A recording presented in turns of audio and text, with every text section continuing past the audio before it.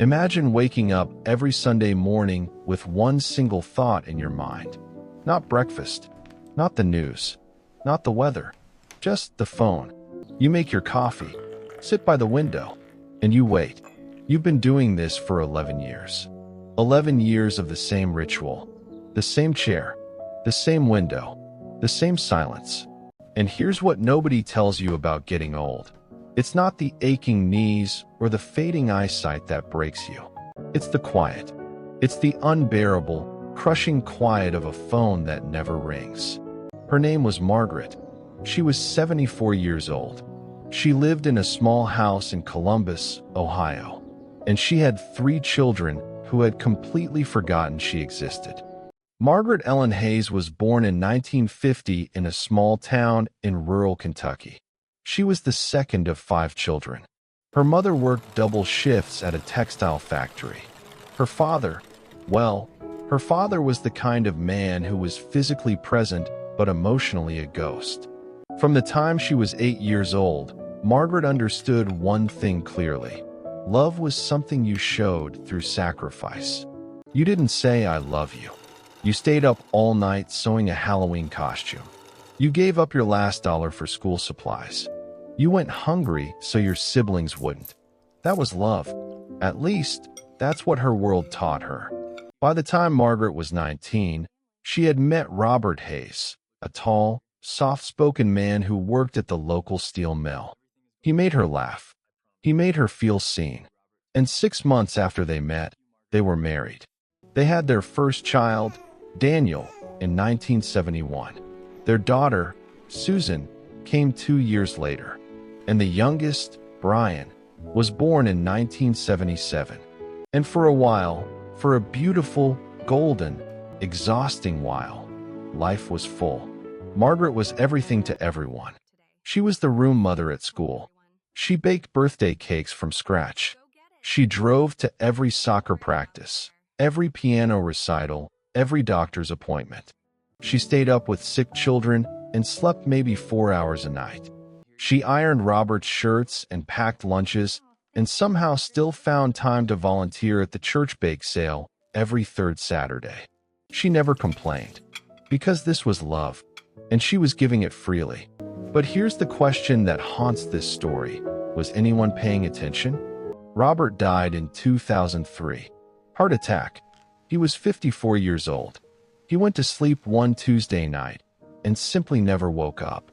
Margaret was 52, completely alone for the first time in her adult life. But she had her children, or at least, she thought she did. Daniel, the oldest, had moved to Seattle years earlier with his wife and 2 kids. He was busy, always busy. Running a tech startup, he said. He'd call on Christmas, sometimes Thanksgiving. His wife was polite, the kind of polite that feels like a closed door. Susan lived in Atlanta.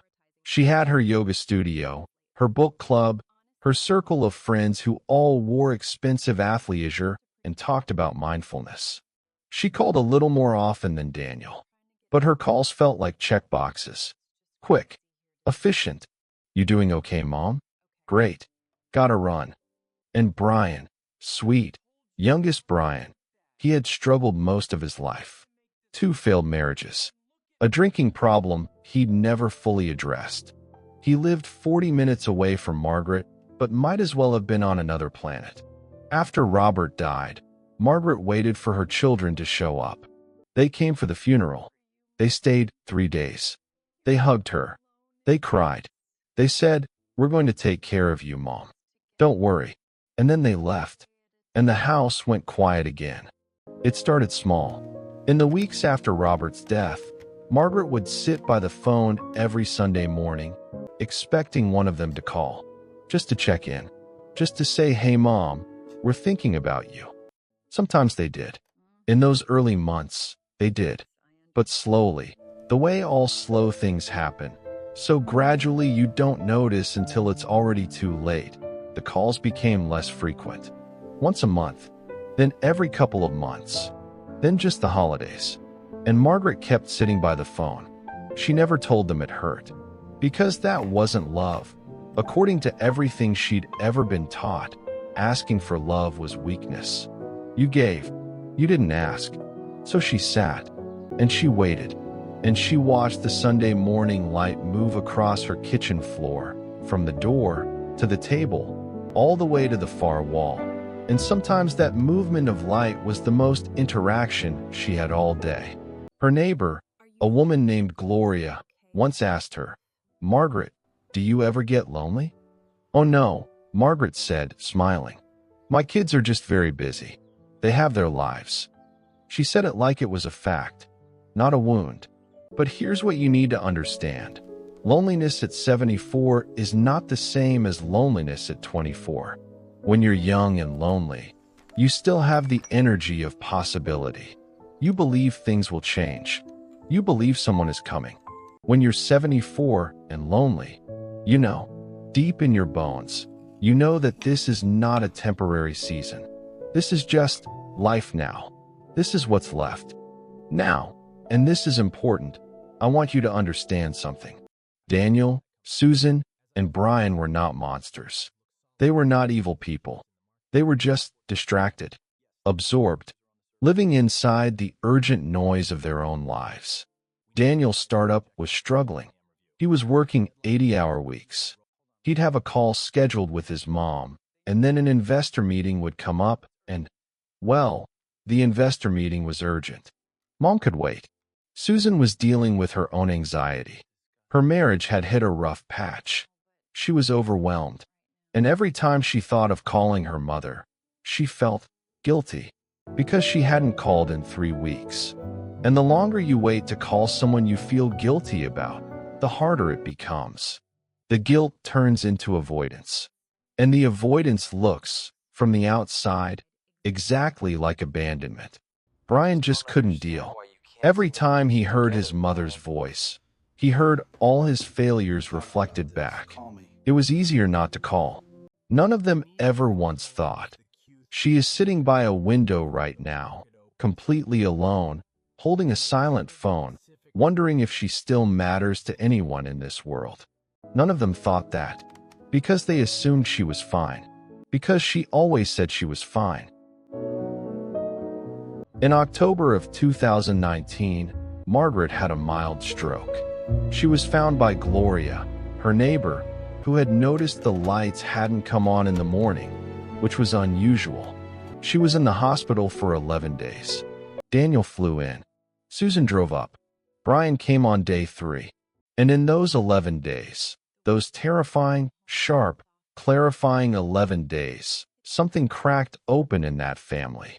Because while cleaning up Margaret's house to prepare for her return, Susan found something in the kitchen drawer. Tucked under the phone book, yes, Margaret still had a phone book, was a small notebook. Inside were dates, Sunday dates. For the past 6 years, Margaret had been writing down every Sunday she sat by the phone. And next to each date, just a few words. November 3rd, no call. Made soup. Fed the birds. February 14th, no call. Watched old home videos. Cried a little. That's okay. July 9th, Daniel called. 12 minutes. He sounded tired. I didn't tell him I'd been waiting. March 22nd, no call. I wonder if they know how much I miss them. Susan sat on the kitchen floor and read every single page. And she wept in a way she hadn't wept since her father died. Not because her mother was angry. Not because there were accusations or guilt trips or dramatic declarations. But because the notebook was so quiet, so patient, so full of love that had nowhere to go. When Margaret came home from the hospital, the 3 children sat with her in the living room. The TV was off. No phones. Just the 4 of them. Susan put the notebook on the coffee table. Margaret looked at it, then at Susan, and she said, quietly, "You weren't supposed to find that." "Mom," Susan said, "why didn't you ever tell us?" And Margaret was quiet for a long moment. And then she said something that none of them will ever forget for the rest of their lives. She said, "Because I didn't want to be a burden. I raised you to fly. How could I ask you to come back and sit with an old woman by the window?" Daniel, who had not cried since his father's funeral, put his face in his hands. And Brian, who had avoided this woman for years out of shame, stood up and walked to his mother's chair and kneeled down beside her and said, You were never a burden. You were never, ever a burden. And Margaret put her frail, 74-year-old hand on her youngest son's head, just like she used to when he was sick as a little boy, and she said, I know, sweetheart. I know. I wish I could tell you this story ends with everything repaired, perfectly stitched back together. A happy family living happily ever after. That's not quite how it went. But this is what did happen. Daniel set a recurring calendar reminder.